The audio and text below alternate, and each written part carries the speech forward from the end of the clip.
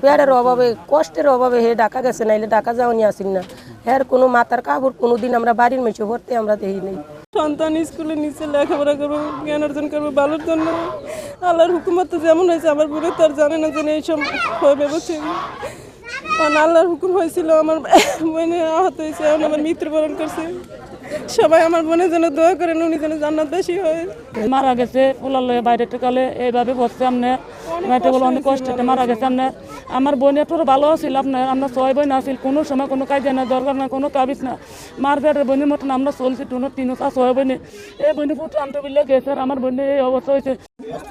মানে ইমার্জেন্সিতে আমি যে পাইলাম আমার ওয়াইফের, তখন কিন্তু মোটামুটি উনি সুস্থ। উনি আমাকে বলছে যে সুমের বাপ দেখেন, আমার মেয়ের নাম ধরে বলছে যে আমি একটা 10 থেকে 12 মিনিটের ভিতরে এরকম একটা ঘটনা হয়েছে, মানে আমি ইচ্ছা করলে আমি পিছন দিকে কিন্তু চলে যেতে পারতাম, কিন্তু আমার সন্তানের দিকে তাকায়া অন্য সন্তানগুলা মানে এইভাবে ধ্বংস হয়ে যাইব বিমানের আগুনের তাপমাত্রায়, আগুনের গোলা বারুতে, মানে এইটার দিকেই মানে উনি নিজের জীবনটা দিয়া ফেলাইছে আর কি।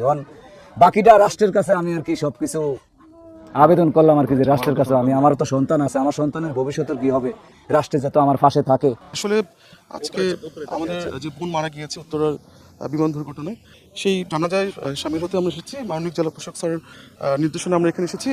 আমরা স্যার আমাদেরকে বলেছেন যে এই যে আমাদের যে নিহত পরিবার আছে তাদের পরিবারের পাশে থাকার জন্য, এবং সরকারি যে যে সহায়তা যেটা যখন সময় মতো আসবে সেটা আমরা তাদেরকে পৌঁছে দেবো। এবং আজকে যে সাপোর্ট তাদের লাগে জানাজা বা অন্য ক্ষেত্রে, আমরা সেটা সবসময় তাদেরকেই করবো, তাদের পাশে থাকবে এবং তাদেরকে যে সাধ্যমতো যে চেষ্টা আমরা করবো।